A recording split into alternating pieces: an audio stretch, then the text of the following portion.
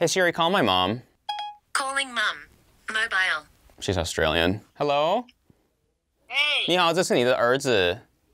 哎，你好。你知道我喜欢看动漫，对不对？动漫。 Like anime? 小时候。 Right. 你认识 JoJo 的奇妙冒险吗？ 我不知道哎。 Okay, I'll call you back later. I guarantee there will be like at least one Chinese follower in the comment section going off about how my Mandarin is terrible and I've brought dishonor onto my family. I feel like all of us have had the same collective experience where you're scrolling through the timeline and at least one of the memes you see has some beefy anime guys going, "Zawarudo!" Or, and if you've managed to avoid that, then you're either very blessed or you don't have social media, which, like, if that's the case, then good for you. Seriously, social media sucks. That's right, I'm talking about JoJo's Bizarre Adventure. Now, Crystal and Kurt have already covered some more detailed JoJo ground, so if you're already a stan, then I'd check out our previous videos. But I wanted a chance to show my bizarre love too. That sounds like a path straight to demonetization. We wanted to slow things down a little and get back to basics with a classic explainer. So whether you're still kind of lost on what this epic postmodern masterpiece is all about, or just a diehard fan looking to relive the glory days of being a brand new JoJo's fan, or if you are my mom and you just need answers, kick back, grab yourself some antipast, and let me introduce you to one of my favorite anime of all time. JoJo. Dun dun dun dun dun dun dun dun dun. JoJo. Okay. JoJo. It's gonna happen. Yeah, that's the first Opie. I don't like the first Opie. That's because you don't understand. What? JoJo's Bizarre Adventure is Really old. Yeah, it's been running for over 30 years since it was first serialized in Shonen Jump in 1987. And it's written by a vampire. You know, that's also true. If anyone has seen a photo of Hirohiko Araki from the beginning of the series to now, you'll know he's basically ageless. He's got his skincare on lock. But he's also an artistic genius because there's nothing else quite like JoJo's Bizarre Adventure. Part of what makes this series stand out is that it's divided into 8 separate parts, for now, because it's still going, each with its own brand new protagonist and brand new setting, and in some cases, a brand new universe. If you're familiar with Ryan Murphy's American Horror Story, I'd say it's not entirely dissimilar. It's a spooky, stylish, supernatural soap opera with lots of suspense, camp, and hidden lore. Each story is mostly self-contained, but they're quite often explicitly connected, and occasionally some important people and plot points from previous arcs will make a featured appearance in the action. But that's where the similarities end, because there's a lot of action in JoJo, which I'll get to later. But wait, I know what you might be thinking, Mom. JoJo's 上那盗版的 Oreos 从 Trader Joe's 来的. No, Mom, the protagonist of the show. 你不是说有8个吗?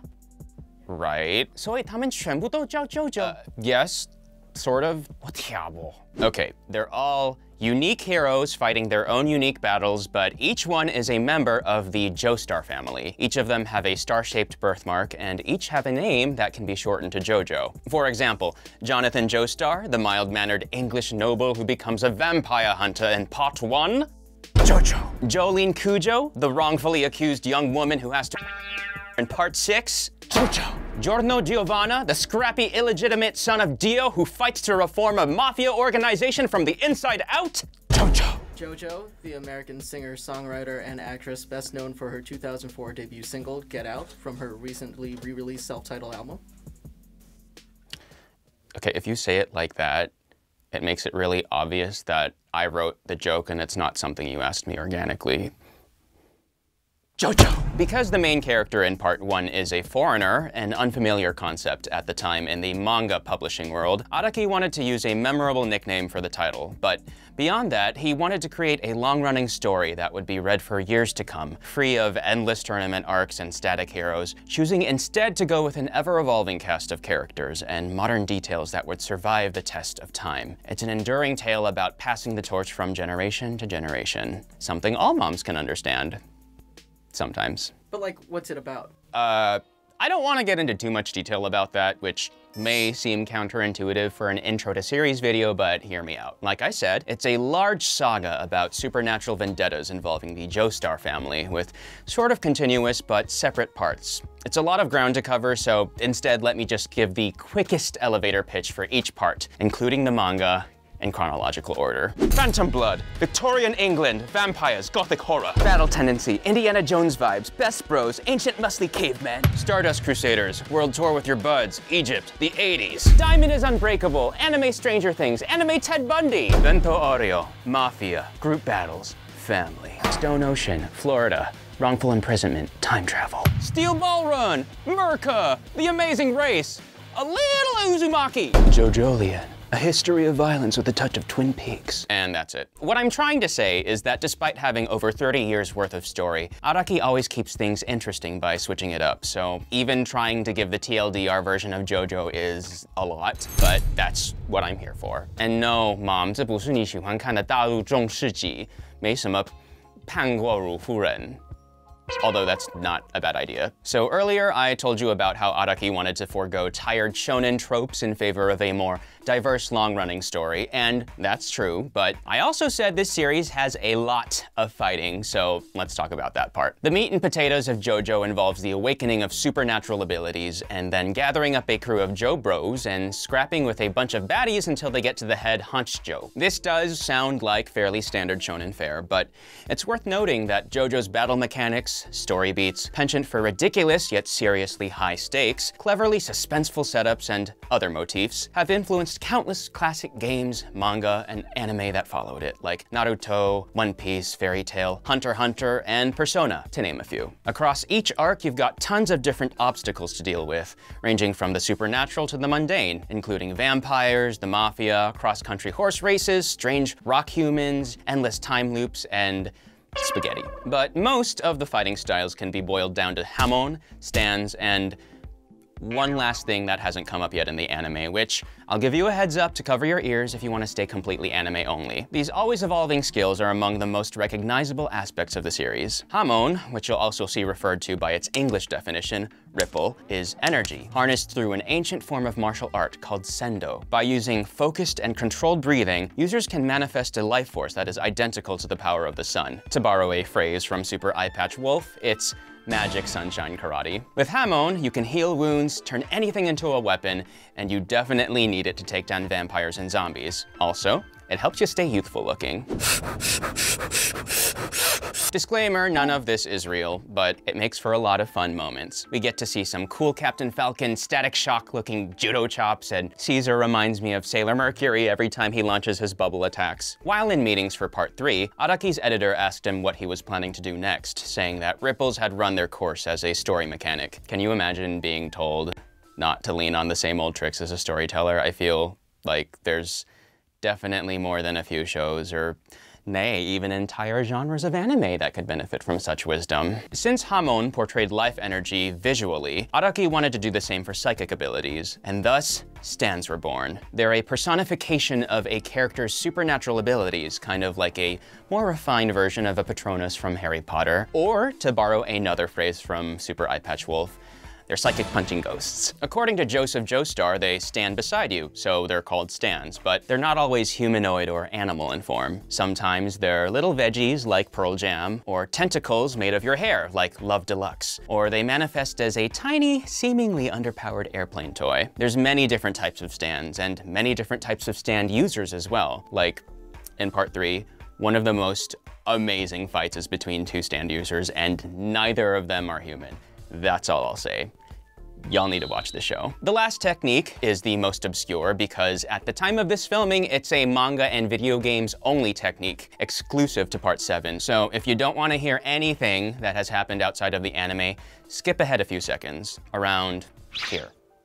Otherwise, let's go. Spin is a phenomenon where achieving a state of perfect rotation with an object, i.e. a spin that aligns with the geometric concept known as the golden rectangle, stay with me, Mom, generates a special form of energy that allows you to do all sorts of cool, amazing stuff. Like a fidget spinner? And it's even better when you combine it with the power of a stand or your trusty horse. Okay. You can use it to enhance projectiles. You can use it to become bulletproof. You can use it to wring water out of your body, break through a phalanx, generate gravity, or fight the President of the United States. Said another way, it's like artsy physics life hacking, which is not a phrase I borrowed from Super Eye Patch Wolf. By the way, John, if you're watching this. Anyhow, you can think of it as a kind of cousin to Hamon, 懂不懂嘛? 你还在看这个吗? If you're more into fun pop culture references than manly battles, I mean, JoJo's a goldmine. Araki's gone on record as having a hugely eclectic media diet, and it's obvious if you take one look at his work. You've got shoutouts to Cronenberg, Prince, Notorious B.I.G. The names of his characters and story elements are a delightful hallmark of the series. The soundtrack in the anime is also carefully curated, yes, including Jodeci. They usually reflect the time period in which Araki published the manga. There's so much pop culture jammed into JoJo's that I've been ordered to save most of it for another video, but I do want to talk about one more major influence on Araki's work. Before publishing JoJo, Araki had difficulty finding his own unique style, but right before the serialization of Part 1, he found it during a trip to Italy. He was hugely influenced by classic sculpture, and upon seeing Bernini's Apollo and Daphne at the Galleria Borghese in Rome, he thought, I wish I could draw this in a manga. In Manga in Theory and Practice, he talks about the striking poses of his characters,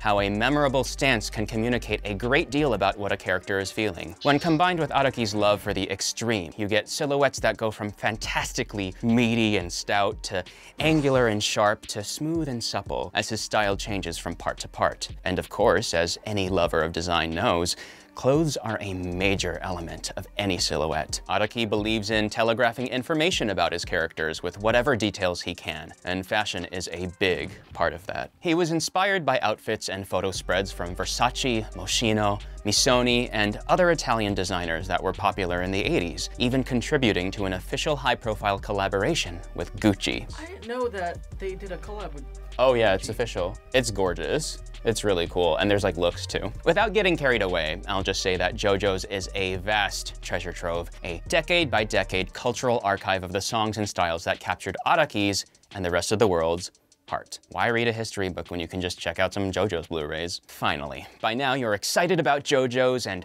you're ready to experience it for yourself, but between the TV anime, the manga, the video games, and everything else, maybe you're unsure of where to begin. There's a lot of JoJo fans who say you need to start from the beginning or else you're a part skipper. The P word is what a lot of JoBros call the people who don't watch the series chronologically, but in my opinion, I think it's okay. As long as you go back and read or watch whatever you chose to skip, of course. I get in the robot, we believe there's no wrong way to watch anime. We just want you to watch JoJo. Any JoJo.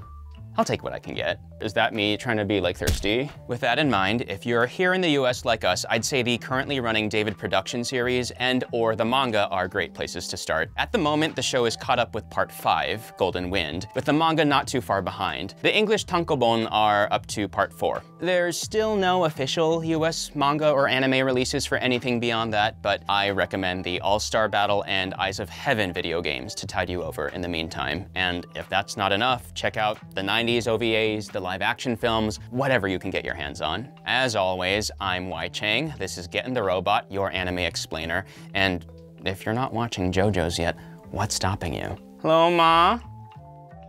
我爱你.